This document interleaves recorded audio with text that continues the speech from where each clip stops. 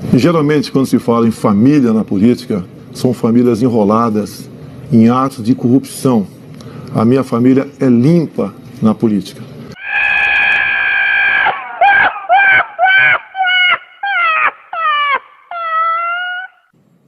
O Ministério Público do Rio de Janeiro está investigando a suspeita de contratação de funcionários fantasmas no gabinete do vereador Carlos Bolsonaro, do PSC do Rio, filho do presidente Jair Bolsonaro. Durante boa parte de seus 5 mandatos como vereador, Carlos Bolsonaro deu emprego à ex-mulher do presidente Jair Bolsonaro, Ana Cristina Vale, além de 7 parentes dela. O Ministério Público do Rio de Janeiro investiga oficialmente indícios de que eles eram funcionários fantasmas. O MP quer saber também se no gabinete havia a prática da rachadinha, que é a devolução de parte dos salários para quem exerce o mandato.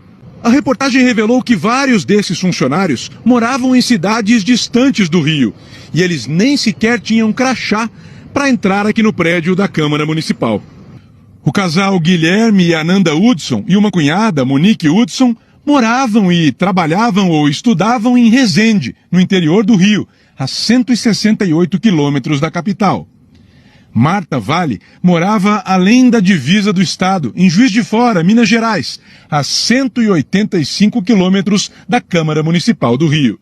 Gilmar Marques vivia mais longe ainda, em Rio Pomba, a 272 quilômetros do gabinete. A professora Marta Vale, cunhada de Ana Cristina Vale, passou 7 anos e 4 meses como funcionária oficial do gabinete, recebendo um salário bruto de R$17 mil. Mas ela disse à revista Época que nunca trabalhou lá. Eu não trabalhei em nenhum gabinete, não. A minha família lá que trabalhou, mas eu não. Porque tem seu nome nomeado lá. Mas não fui eu, não trabalhei, não. Outro funcionário, Gilmar Marques, ex-cunhado de Ana Cristina Vale, disse à revista que não se lembrava de ter trabalhado no gabinete de Carlos Bolsonaro. Perguntado sobre o salário de R$14 mil, Gilmar respondeu à repórter: "E eu ganhava? Isso aí você deve estar enganada." Um documento do Ministério Público Estadual do Rio de Janeiro detalha o suposto esquema de corrupção envolvendo o senador Flávio Bolsonaro quando ele era deputado estadual. Os promotores afirmam que Flávio Bolsonaro é o líder de uma organização criminosa e identificaram pelo menos 13 assessores que repassaram parte de seus salários ao ex-assessor dele, Fabrício Queiroz. Palácio Tiradentes, a Casa do Poder Legislativo do Rio. O Ministério Público diz que as provas permitem vislumbrar que existiu uma organização criminosa aqui, com alto grau de permanência e estabilidade entre 2007 e 2018, destinada à prática de desvio de dinheiro público e lavagem de dinheiro. Os promotores dizem que Fabrício Queiroz arrecadou grande parte da remuneração de funcionários fantasmas do então deputado estadual Flávio Bolsonaro, e que foram identificados pelo menos 13 assessores que repassavam parte do salário. Queiroz recebeu 483 depósitos na conta bancária, mais de R$2 milhões.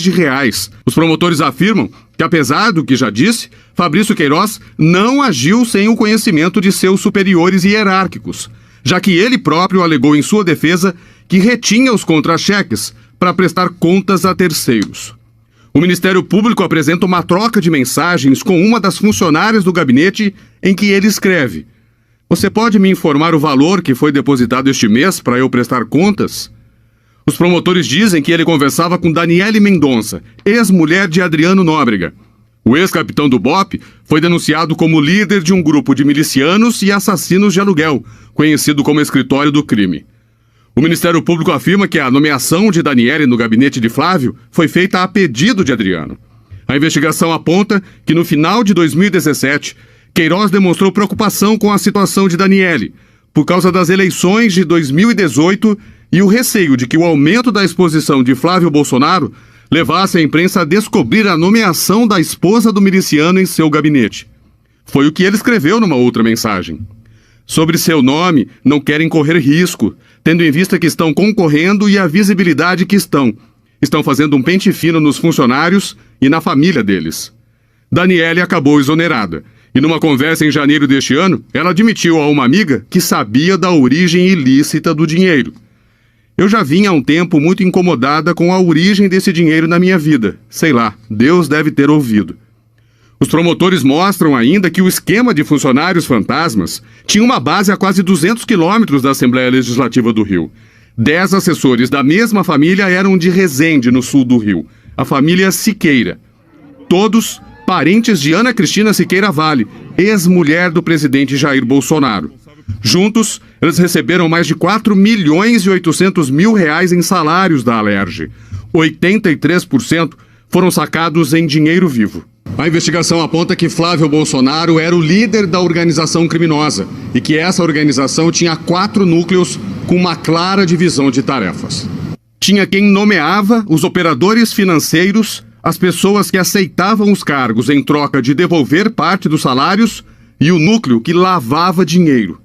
Os promotores dizem que no fim do ano passado, numa conversa com um dos fantasmas, Queiroz já se mostrava apreensivo com a investigação. Ele avisou: cuidado com o que vai falar no celular. Mas o Ministério Público suspeita que Queiroz acreditava que poderia manter o esquema. Em outra mensagem para a funcionária do gabinete, ele disse: vamos continuar juntos em 2019. A assessora respondeu: que assim seja. O advogado Paulo Klein informou que, por questões de foro íntimo, não representa mais Fabrício Queiroz nem a família dele, mas tem plena convicção da inocência deles em relação aos fatos investigados pelo Ministério Público. Nós não conseguimos contato com os outros citados na reportagem. O relatório do Ministério Público do Rio também apontou indícios de lavagem de dinheiro. Segundo os promotores, a compra de apartamentos e de uma franquia foram uma forma de Flávio Bolsonaro ocultar ganhos com a chamada rachadinha. No papel, a loja de chocolates pertence ao hoje senador Flávio Bolsonaro e ao empresário Alexandre Ferreira Dias Santini. Mas os investigadores têm suspeitas de que Alexandre Santini possa ter atuado como laranja do casal Flávio e Fernanda Bolsonaro na aquisição da loja. Os documentos revelam que, no início de 2015, o então deputado estadual e a mulher dele investiram mais de R$1 milhão na compra do estabelecimento. Valores que, segundo os promotores, não seriam compatíveis com a renda do casal. Por isso, o Ministério Público afirma que existe a fundada suspeita de que parte dos recursos desviados da Assembleia Legislativa do Rio possa ter sido lavada no empreendimento comercial do então deputado estadual. Os promotores desconfiaram. As compras em dinheiro vivo eram muito superiores à média das lojas num shopping center. Em 4 anos, 37,5% do que a loja vendeu foi em dinheiro. Os promotores afirmam que Flávio Bolsonaro também usou negócios imobiliários para encobrir os desvios de recursos da Alerj. O relatório cita transações envolvendo 3 apartamentos no Rio de Janeiro. Um dos imóveis foi comprado pelo casal Bolsonaro em 2012 por 140 mil e revendido 15 meses depois, em 2014, por 550 mil, com lucro de 292%. Quando a valorização imobiliária na região, no mesmo período, não passou de 11%. Segundo o Ministério Público, este e um outro imóvel foram vendidos ao então deputado estadual na mesma data e pela mesma pessoa, o americano Glenn Howard Dillard, com inexplicável deságio de 30%. Um outro apartamento em Laranjeiras, zona sul do Rio, teve uma das prestações paga pelo cabo da PM Diego Sodré de Castro Ambrósio. O relatório diz que o boleto de mais de R$16 mil foi pago pelo policial, que ganha menos de 1/3 desse valor.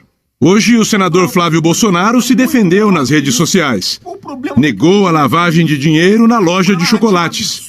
Disse que comprou apartamentos baratos porque os vendedores estavam indo embora do Brasil e considerou normal o pagamento de um boleto pelo policial militar. É um policial militar, amigo meu, e que em uma única ocasião na minha vida estava pagando. Ele pagou e depois eu reembolsei. Qual o problema nisso? Flávio Bolsonaro também negou que tenha empregado uma conta para mim, que era um boleto de uma parcela do apartamento que eu estava pagando. Ele pagou e depois eu reembolsei. Qual o problema nisso? Flávio Bolsonaro também negou que tenha empregado funcionários fantasmas. São pessoas que trabalhavam lá em Resende e, obviamente, como fica uma distância longa do meu gabinete, que ficava ali no centro da cidade, no Rio de Janeiro, eles trabalhavam lá. Lá é uma base eleitoral nossa em Resende. Todo político tem isso, todos, sem exceção. Alexandre Ferreira Dias Santini não quis se manifestar. Nós não conseguimos contato com Diego Sodré Ambrósio e Glenn Diller. A defesa do senador Flávio Bolsonaro pediu mais uma vez ao Supremo Tribunal Federal para suspender as investigações do Ministério Público sobre o esquema de rachadinha na Alerj.